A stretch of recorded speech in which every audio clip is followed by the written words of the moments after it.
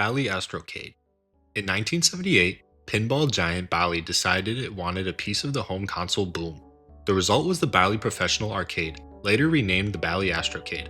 On paper, it was a powerhouse for the time, bright color graphics and a unique pistol grip controller with a trigger and joystick knob in one.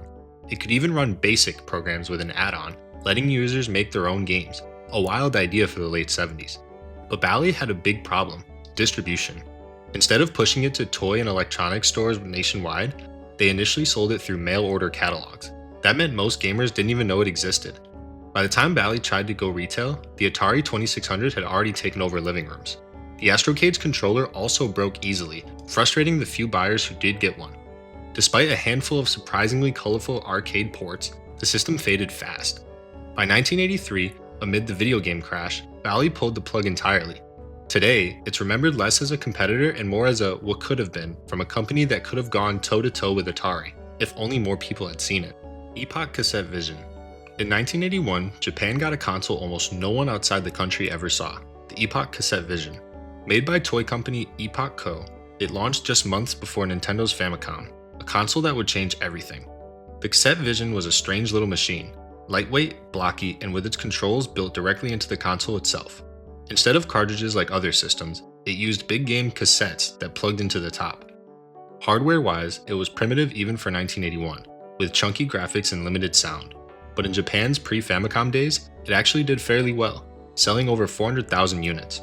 The real kicker was its controller setup: 2 sliding levers and 4 buttons mounted on the console, forcing players to sit right in front of the unit while playing. It wasn't exactly comfortable.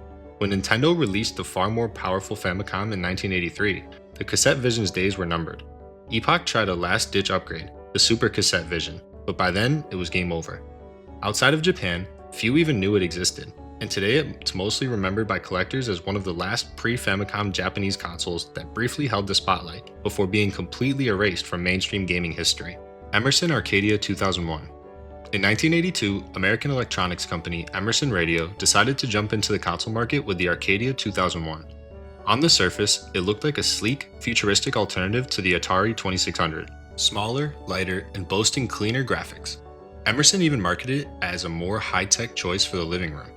But behind the shiny shell, trouble was brewing.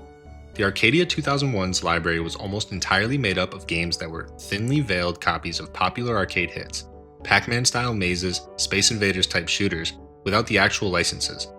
This meant retailers and Emerson constantly risked legal action.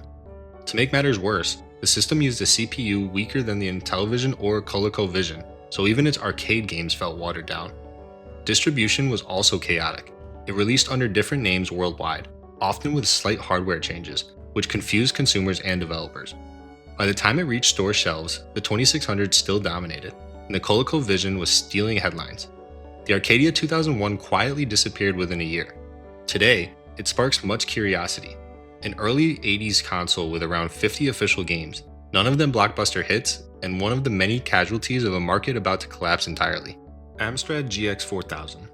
By 1990, the 8-bit era was fading, but British electronics company Amstrad thought it could squeeze out one last win. Enter the GX4000, a compact, white console with a futuristic design and controllers that looked suspiciously like Nintendo's. It was powered by the same hardware as Amstrad's CPC Plus home computers, which meant games could be easily ported between the two. In theory, that sounded efficient, but it didn't work out so well. The GX4000 launched with just a handful of games, most of which were lazy re-releases of CPC computer titles that gamers had already played, often with no real upgrades. Worse, it cost nearly as much as a Sega Master System or NES, both of which had massive, established libraries. The final nail in the coffin? Retailers had no reason to push it. Within months, the GX4000 was dead, with total sales estimated at under 15,000 units. Today, it's one of the rarest mainstream European consoles, often found in pristine condition because most buyers barely use theirs. It's a perfect example of a console that technically worked fine, but arrived with nothing worth playing. Make sure you like and hit the subscribe button to see more videos daily about all things video games. FM Towns Marty. In 1993, Fujitsu released what's widely credited as the world's first 32-bit home console, the FM Towns Marty. Based on their FM Towns computer line, it was a sleek, gray machine with a built-in CD-ROM drive at a time when discs were still a novelty in gaming. On paper, it was ahead of its time. 32-bit graphics, CD quality audio, and backward compatibility with a massive library of FM Towns computer games. The problem? Price. At launch, it cost around 98,000 yen in Japan, roughly $800 in USD, making it more expensive than most PCs at the time. To make it worse, many of its best titles were just straight ports from the FM Towns computer, so early birds weren't getting much that felt new. And since it only released in Japan, it never had a chance to make a global splash. Within 2 years, the PlayStation and Sega Saturn arrived with cheaper prices, stronger third-party support, and far more marketing muscle. The Marty faded into obscurity almost overnight, leaving behind a reputation as a beautiful piece of tech that was simply too expensive and too niche to survive. Bandai Playdia. In 1994, Bandai, better known for toys and anime tie-ins, took a swing at the console market with the Playdia. This pastel blue machine was clearly aimed at children and families, and its selling point wasn't cutting-edge graphics, it was full-motion video. The Playdia used CD-ROMs to deliver interactive anime episodes, educational programs, and light minigames featuring franchises like Dragon Ball Z, Sailor Moon, and Gundam. The idea was to blend TV and gaming into one experience. Unfortunately, the hardware wasn't built for much beyond FMV playback.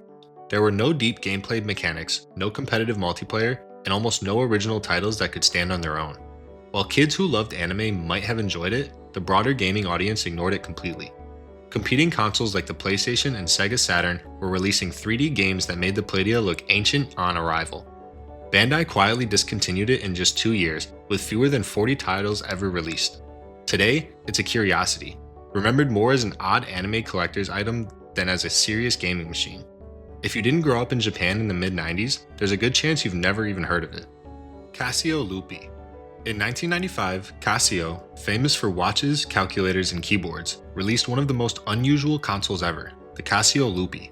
Marketed exclusively to young girls in Japan, it stood out immediately with its lavender and pink design and a built-in thermal sticker printer. Yes, this console let you print out stickers from your games, complete with in-game characters, decorative frames, and text you could add yourself. The Loopy's library was small, just 10 games, most of which were visual novels, dress-up simulators, or simple puzzle titles. While the idea of customizing and printing art was fun, the games themselves offered little replay value, and the hardware wasn't powerful enough to handle anything more ambitious. The sticker printer was also expensive to maintain, with special rolls of thermal paper that ran out quickly. Worse, Casio launched it right as 3D gaming was exploding with the PlayStation and Sega Saturn. Against those heavyweights, the Loopy felt more like a toy than a serious console. It quietly vanished within 2 years, becoming a rare collector's oddity, and probably the only console in history designed around the idea of making stickers. Funtech Super Akan. In 1995, Taiwanese company Funtech entered the console market with the Super Akan, an ambitious 16-bit system released exclusively in Taiwan. By this point, the Super Nintendo and Sega Genesis were winding down, and the world was shifting toward 32-bit CD-based gaming. Unfortunately, Funtech either didn't get the memo or thought Taiwan could buck the trend. The Super Akan was cartridge only, expensive to produce, and sold for the equivalent of around 300 USD, a steep price for a market already flooded with cheaper options. Its library was tiny, with fewer than 15 known games, most of which were uninspired platformers and shooters. Many of them looked and played like SNES titles, but without the polish or name recognition. Funtech reportedly lost so much money on the system that they had to shut down their gaming division entirely. The remaining unsold units were rumored to be dismantled for parts or dumped overseas. Today, the Super Akan is one of the rarest commercial consoles in existence, with complete box systems fetching thousands from collectors who can even find one. VTech Hyperscan.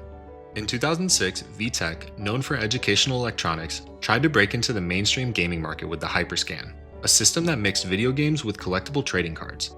The idea was simple. You'd buy a starter kit with the console in one game, then purchase booster packs of cards to unlock characters, abilities, and items by scanning them on the console's built-in RFID reader. It was definitely a unique blend of gaming and the trading card craze. In reality, it was a technical nightmare. The Hyperscan's graphics were on par with early PlayStation 1 titles, already outdated by a decade, and loading times were painfully slow. Scanning cards mid-game often caused glitches, freezes, or forced restarts. The small game library, just 5 titles total, didn't help either. Competing in the same era as the Xbox 360, PlayStation 3, and Nintendo Wii, the Hyperscan felt like a toy trying to pass as a console. It was discontinued within a year, but has since become a quirky collectible. remembered less for its games and more for the strange novelty of swiping trading cards to make a barely functional system do something new. Zibo. In 2009, Brazilian tech company Tectoy teamed up with Qualcomm to create the Zibo, a console built specifically for emerging markets like Brazil and Mexico. Its mission was unique: fight video game piracy by ditching discs and cartridges entirely in favor of digital downloads over a built-in 3G connection, no Wi-Fi required. This was forward-thinking for the time, but there were major drawbacks. The Zibo's hardware was about as powerful as a PlayStation 2, yet it launched at a price that wasn't much cheaper than an Xbox 360 in those regions. The library leaned heavily on mobile-styled ports of games like Resident Evil 4, Need for Speed, and Quake 3, but with downgraded graphics and stripped-down features. Download speeds over 3G were painfully slow, and without physical media, used game sales and rentals were impossible. While some families appreciated its educational apps and localized titles, the Zibo failed to gain a real audience. It was discontinued in 2011, just 2 years after launch. Today, it's remembered as a noble experiment that was a little too ahead of its time, yet far too underpowered to compete with the consoles it hoped to replace. Have you ever got your hands on one of these consoles before? Leave a comment down below and tell me about it. Thanks for watching.